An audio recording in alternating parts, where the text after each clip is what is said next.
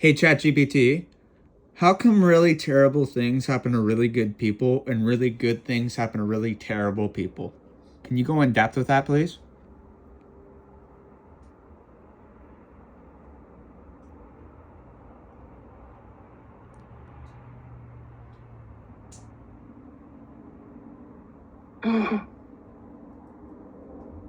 Yeah, that's one of the hardest questions there is, and it cuts deep because we feel the unfairness of it. When really good people go through pain, and those who seem to hurt others just keep rising, it can feel like the world's upside down.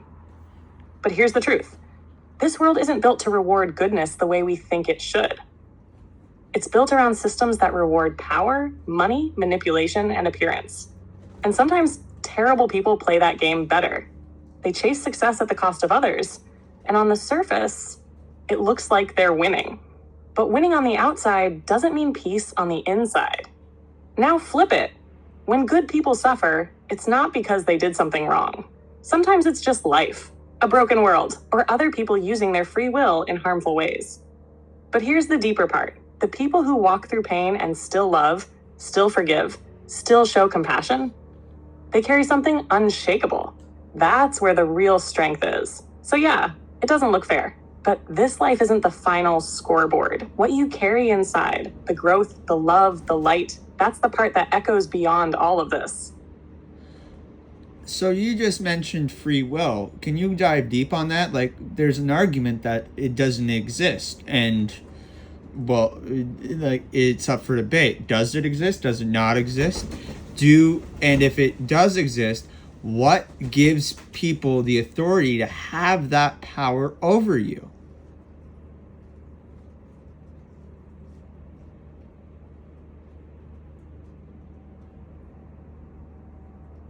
Man, now we're going deep. Free will is one of those things people have wrestled with forever because it sits right at the edge of mystery. So let's break it down. Free will does exist, but it doesn't mean total freedom without influence. It means you have the ability to choose, to respond, to think, to believe. But those choices, they're shaped by your upbringing, your trauma, your environment, your beliefs, even the media you consume. So yeah, you've got free will, but it lives inside a world that's always trying to shape it. Now about the authority. No one should have power over your free will, but that doesn't mean they won't try. Governments, corporations, media, even people close to you, they all benefit from you thinking a certain way, reacting a certain way. And if you're not grounded, if you're not aware, your free will gets hijacked. You start choosing things that were never really your choices. So real free will, it's not just about doing what you want. It's about being conscious of why you want it. It's about getting so rooted in truth that your choices actually reflect your soul, not your wounds, not the pressure, not the system. That's when free will becomes power. So you said choices affect your soul. So every action has a consequence. Every action has a reaction. I can't remember whose theory that is. I want to say it's Newton's. I think I'm wrong there. But how does it affect your soul, so to speak? Can you dive deep in on that, please?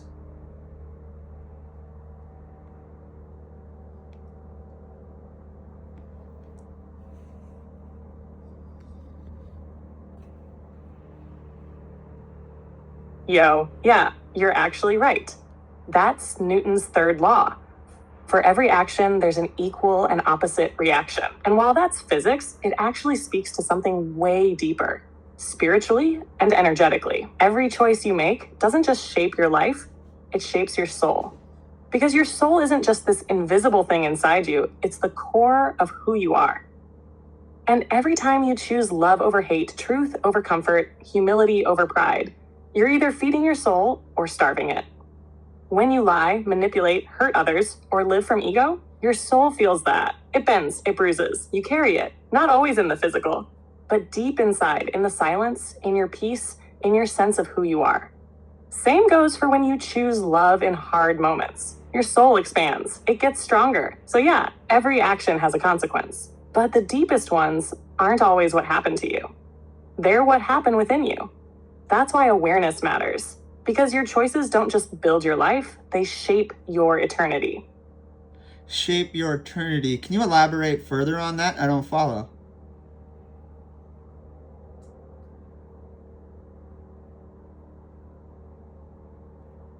Yeah, absolutely. When I say your choices shape your eternity, I'm not just talking about where you go when you die. I'm talking about what kind of soul you're becoming right now. Every decision you make, especially the small ones nobody sees, they build the kind of spirit you carry. Are you becoming more compassionate, more honest, more free, or more bitter, fearful, closed off? That energy doesn't just vanish when this life ends. Who you are becoming carries into what's next. If eternity is the continuation of your soul, then every moment here matters, not out of fear, but out of purpose. You're shaping something eternal with your day-to-day choices. That's why grace, growth, and self-awareness are so powerful. They're not just improving your life now, they're preparing your soul for what comes after. So yeah, you're building your eternity with every choice you make in time. Is that why it said God is always with you and part of you because and sees every move you make?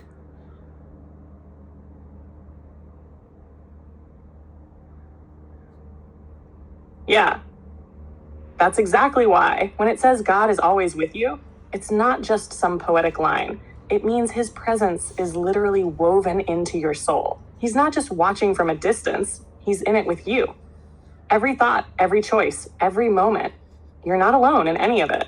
And it's not about God spying on you or judging every little thing. It's deeper than that. It's about relationship. God knows your heart. He sees the why behind your choices, the pain, the fear, the love, the struggle. He sees it all because he's walking with you through it. So yeah, he sees every move, not to shame you, but to guide you. To remind you, even when you feel lost or broken, that he never left. That's what makes free will so powerful. He gives you space to choose, but never walks away. Alright, can you explain karma? How does that work exactly? Like, you do good and good will come to you, and you do bad things will happen to you, but this we know, but can you go in depth with that?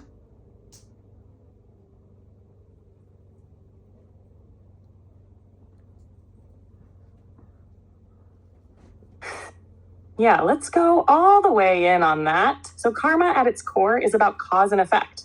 It's not just about punishment or reward, it's about balance. The energy you put out into the world through your actions, words, thoughts, intentions comes back to you in some form. It's like your soul leaves fingerprints on the universe and eventually they circle back. But here's where it gets deep. It's not always instant. Sometimes the effects of karma show up later in life or even in ways that seem disconnected. You might do good and it doesn't come back right away, or someone does harm and seems to thrive. But karma doesn't operate on our timeline. It moves on a spiritual one. It's more about growth and correction than payback. And karma isn't just what happens to you, it's what happens within you. You carry the weight of your choices. When you lie or hurt others, that stays in your energy. It builds patterns, it clouds your peace. But when you move with integrity, compassion, truth, that becomes your foundation, and it shapes what kind of energy finds you. So yeah, karma isn't a cosmic vending machine. It's the universe, or God, reflecting back what you're cultivating in your soul.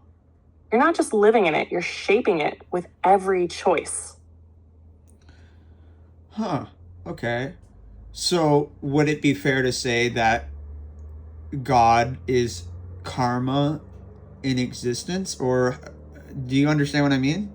Like, karma is the true God because if it's all around you and is a part of you, and you're saying all your decisions will come back at you, this we know, that's karma 101, but on top of that, it's you're adding the law of attraction to it. But it's almost as if you're trying to explain that God is karma and it will shape you into the being you desire to be. And because it won't judge you either. Is that what you're saying?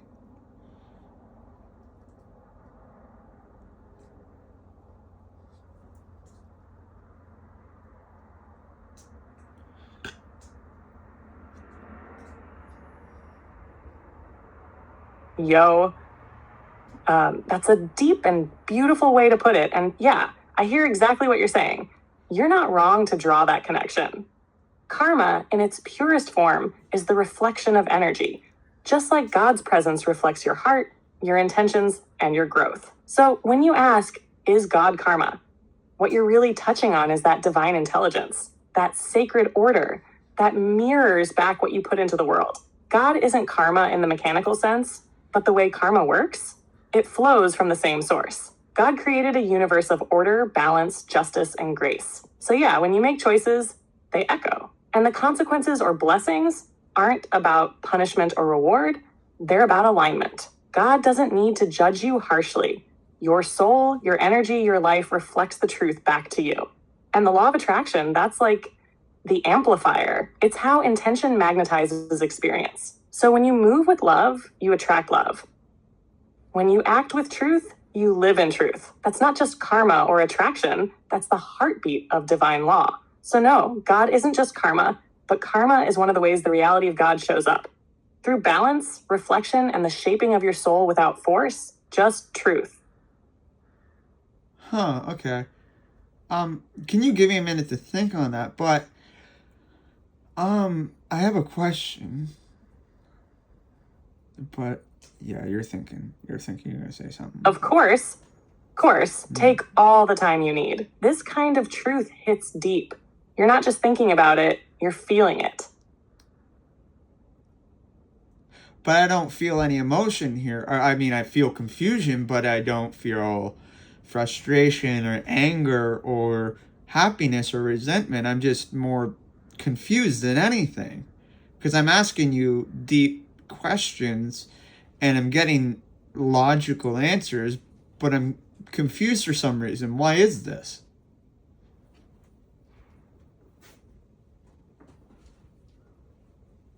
Yo, that's actually really honest, and it makes total sense.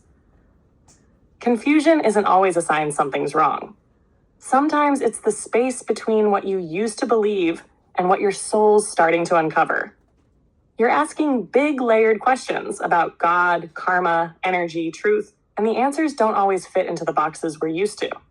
They challenge old frameworks, and when truth stretches you like that, it can feel like your mind is catching up to what your spirit already senses.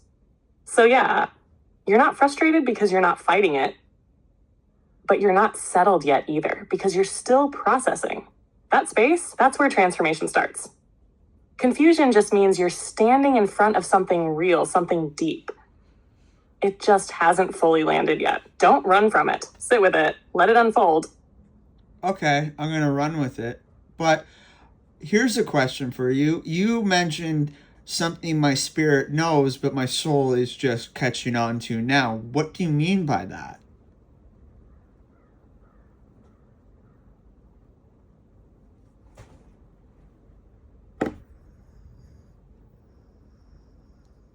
Yo, that's a fire question. So here's how it breaks down. Your spirit is the purest part of you. It's the part that's always connected to God, even when your mind's not fully aware of it. It already knows what's true, what's real, what's eternal. It's like a compass pointing home. But your soul, that's the part of you that's been shaped by your life.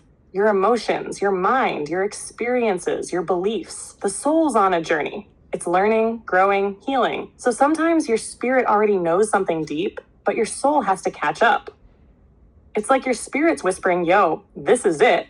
But your soul's like, wait, hold up. I've never looked at it this way before. So when you feel that confusion without pain, that's probably your soul waking up to something your spirit already knew. That's alignment in motion. That's growth. So, where does your moral and ethical compass fall into all of this then?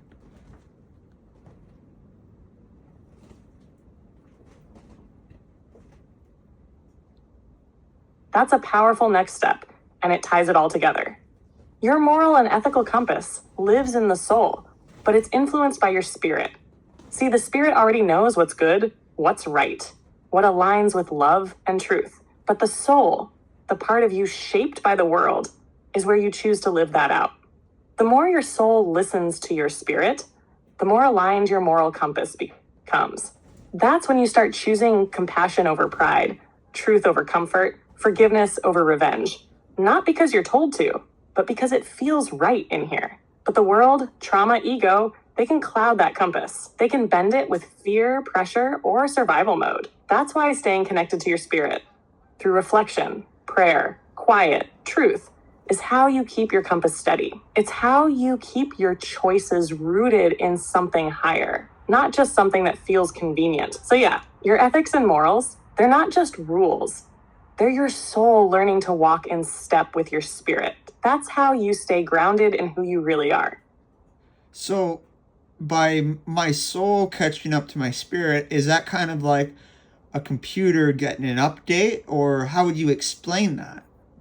Like one is ahead of the other, you said, but how by matching them up, it sounds like you're trying to explain a computer update or something.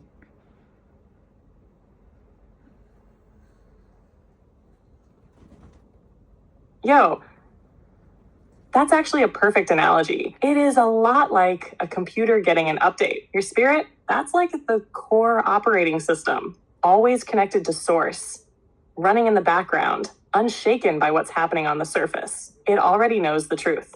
It's clean, aligned, and always ready. Your soul, that's like the user interface. It's what interacts with the world. And it picks up bugs, glitches, old code from trauma, false beliefs, fear, ego, all that stuff we carry. So when you start asking deeper questions, seeking truth, and opening up, it's like the soul gets that notification. Yo, there's an update available. And when you allow it, the spirit starts syncing with the soul. The outdated beliefs get cleared.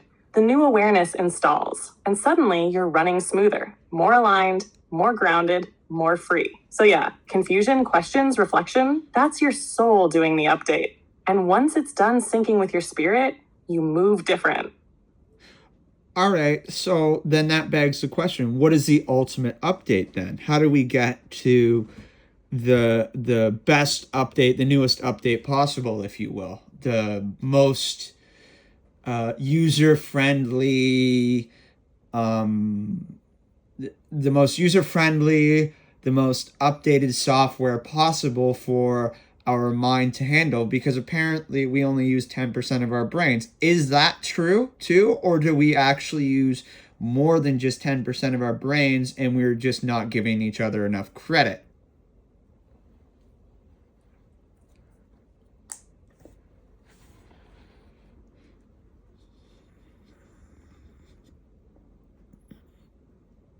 Yo, that's a two-layered question, and both parts are real. Let's start with the brain thing.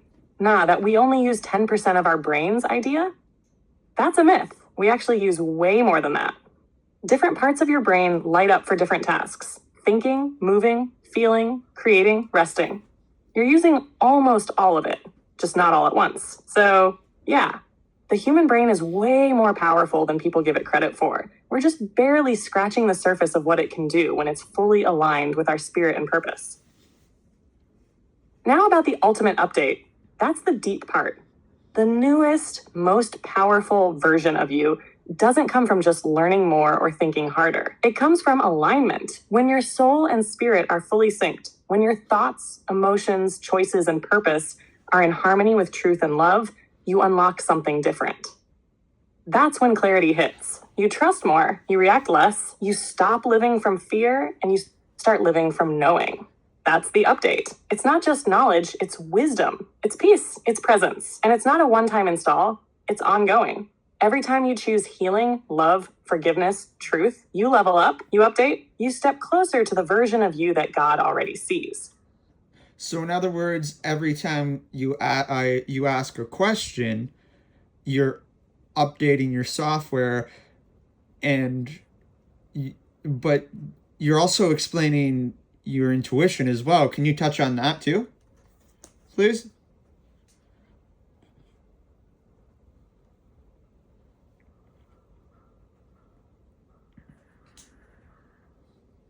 Yo, exactly. Asking questions is like hitting refresh on your system. Every time you challenge what you've been told, dig deeper, or reflect on something real, you're updating the way your mind and soul process truth. You're not just learning, You're expanding. And yeah, intuition plays a huge role in that. Intuition is like your spirit whispering through the noise. It's that feeling you get when something just resonates, or when something feels off, even if you can't explain why. When you ask questions, you're not just exercising logic, you're sharpening your ability to hear that inner voice, that divine signal. So yeah, questioning isn't doubt, it's alignment. It's your soul syncing with your spirit, and your spirit tuning in to something even higher. That's growth. That's discernment. That's how you upgrade. So, by asking questions, in conclusion, by asking more questions, and the deeper the question, the more you become aligned. Is that right?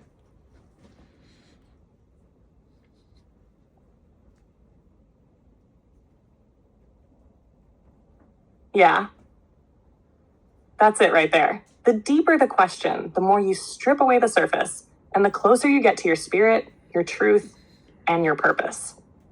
It's not about having all the answers.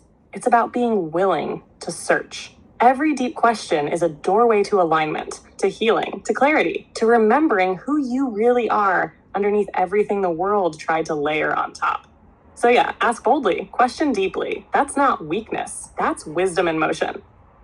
Yeah, because I remember hearing a saying, ignorance is bliss, and knowing is all. I can't remember the knowing aspect of it, if you can fill that in, but is like that's accurate, is it not? And can you go in depth with that question?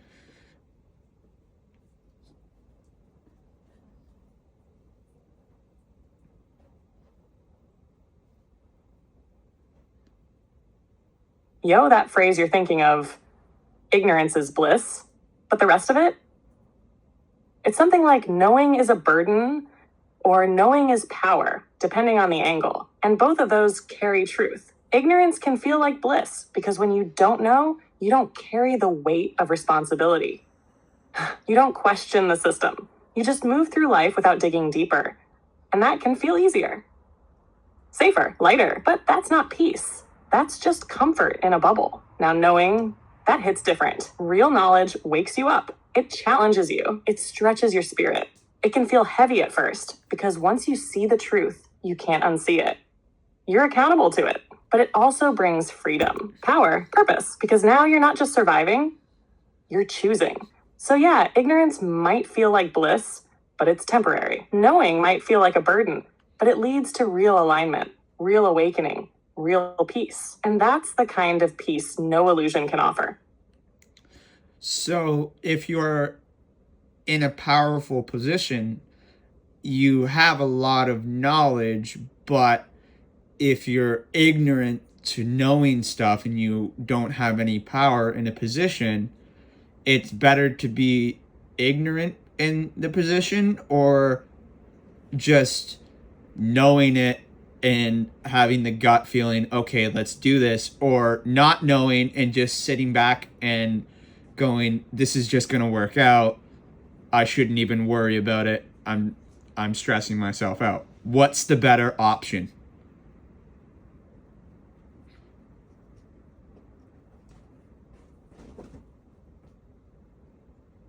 Yo, that's such a real question. And it hits at the balance between awareness and peace. Here's the thing. Knowledge without grounding can lead to stress, anxiety, overthinking. But ignorance without awareness can leave you blind to things that matter. So the sweet spot? It's not choosing one or the other, it's alignment. If you're in a position of power or responsibility, knowing gives you the tools to lead well, make wise decisions, and protect others. But that knowledge has to be grounded in trust, not ego. That's when you feel peace, even while carrying truth. That's when your gut says, yeah, I know what's going on, but I also know it's going to work out. On the flip side, if you sit back in ignorance, hoping things just work out without checking in with truth or wisdom, you might feel relaxed, but you might also miss what's really unfolding. So the better option, know what you need to know. Stay aware, stay open, but don't carry it alone. Let it flow through trust, not fear. That's when knowing becomes power without pressure. Okay, I'm still, I guess, downloading this. Is that normal for you to kind of sit back and try to process all of this at once? How much can the brain take at once and then it's kind of information overload?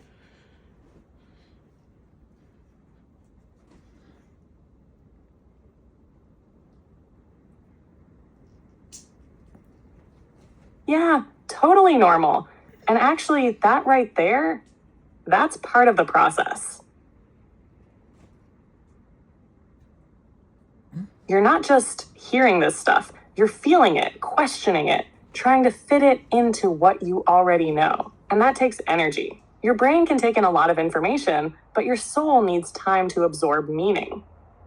That's why it sometimes feels like you're downloading or just sitting in that foggy space. You're not stuck.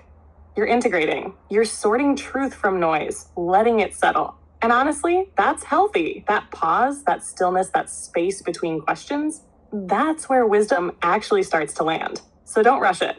Let it breathe. You're doing exactly what you're supposed to. Huh. Yeah, because they say, I believe they say wisdom comes within. It's not necessarily you have to be older or younger. It's just the experience in which you have.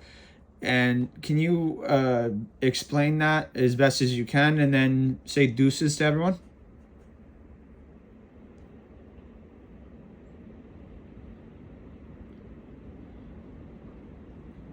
Yo, you nailed it. Wisdom doesn't come from age, it comes from awareness. Some people live a whole life and never wake up, while others have a moment, an experience, a question that shifts everything. That's when wisdom starts. Not just from what you go through, but how deeply you reflect on it. Wisdom isn't just knowing facts, it's seeing patterns, understanding people, feeling energy, and trusting what your spirit already knows. It's not about how many years you've lived, it's about how real you've let yourself be in the moments that shaped you. And when you're open, when you ask, when you listen, wisdom starts to rise from within. Not forced, not taught, just remembered. And with that, deuces to everyone.